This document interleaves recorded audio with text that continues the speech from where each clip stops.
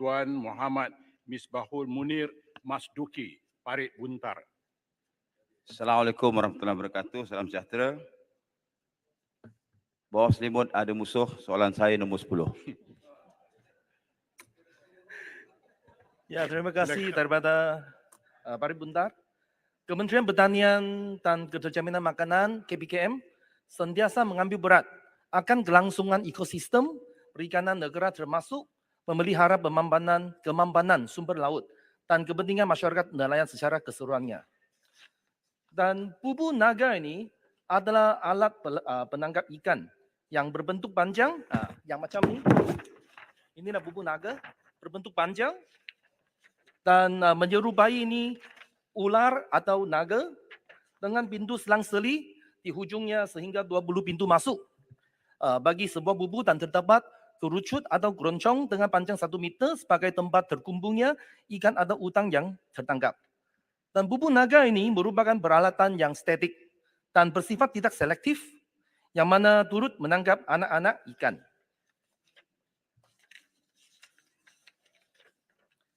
Dan sehubungan dengan itu, KPKM telah menetapkan syarat pelesenan dengan spesifikasi yang menghalang penggunaan bubu naga atau sebarang bubu yang mempunyai lebih daripada 2 injap seunit. Berkuat kuasa 1 November 2018. Penggunaan bubu naga juga merupakan satu kesalahan.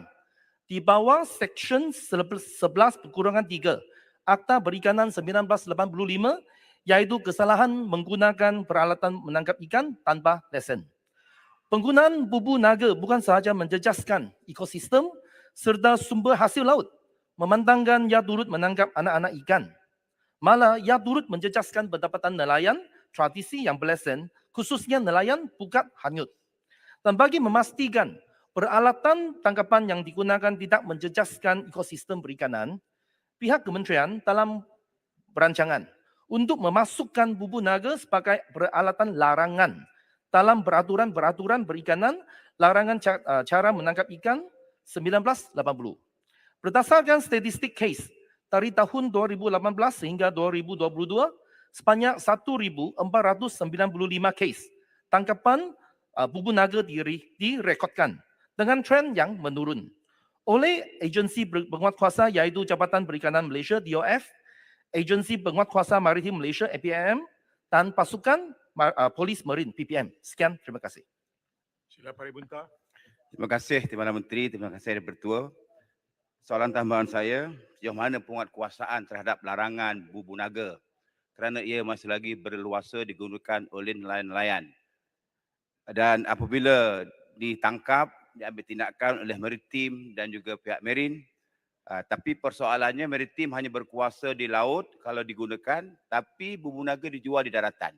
Jadi apakah langkah-langkah kerajaan untuk memastikan supaya bubu naga tidak dijual dan diambil tindakan oleh pihak tertentu sebab ia dijual berleluasa di daratan. Maritim tak ada kuasa, marin tak ada kuasa. Terima kasih. Saya Menteri. Ya, untuk menjawab soalan ini, yang pertama untuk jumlah kes tangkapan bubu naga ini oleh Jabatan Perikanan Malaysia, kalau kita tengok dari tahun ke tahun, 2018 183 kes. Dan sampai tahun lalu 2022 cuma 57 kes. So kes yang direkodkan memang menunjukkan tren yang menurun. So di antara yang yang cara-cara yang kita mengambil untuk menyebarkan maklumat bahawa untuk meningkatkan kesetaraan daripada para nelayan. Kerana kita lihat yang isu ni kita mengambil satu pendekatan yang secara soft landing. So sampai sekarang bubu naga cuma yang penangkap ikan yang tanpa dilesenkan. Dia masih belum diambil kepada secara larangan. Kerana apa? Kerana kalau kita masih yang tidak dilesenkan, kalau ditangkap dia cuma bubu naga itu dirampas dan dengan kompau RM500. Kalau dimasukkan sebagai peralatan yang larangan, denda dia boleh sampai RM20,000 dan boleh masuk 2 tahun penjara. Dan kementerian mengambil masa untuk melibat uruskan dengan berbagai pihak supaya para nelayan dapat memahami yang untuk kepentingannya untuk menjaga ekosistem perikanan. Terima kasih. Baik, terima kasih. Silakan. Terima kasih Tuan Yang Di-Pertua. Soalan tambahan saya kepada Timbalan Menteri kerana memandangkan ramai di luar sana sebenarnya tidak faham perkenaan kesan negatif yang dibawa oleh bubu naga ini kepada ekosistem setempat. Jadi selain daripada ada taklimat kepada nelayan, apa langkah lagi yang boleh ambil ataupun sudah dilaksanakan akan dilaksanakan oleh kementerian supaya bukan sahaja nelayan tetapi orang awam semua faham kesan buruk negatif yang dibawa oleh bubu naga kepada alam sekitar kita, dan orang awam juga akan maklum pada penguatkuasa supaya peralatan ini tidak akan digunakan lagi. Terima kasih. Ya, terima kasih kepada Keluang. So itulah sebabnya saya tadi menunjukkan gambar raja ini. Kerana saya rasa bukan semua orang fahamnya apakah itu bubu naga, bentuk dia macam mana.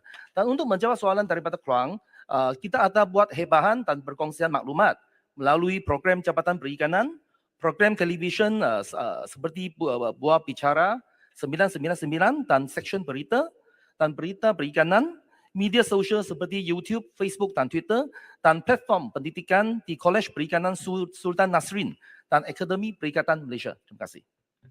Baik, saya jemput Puan Rodiah Sapi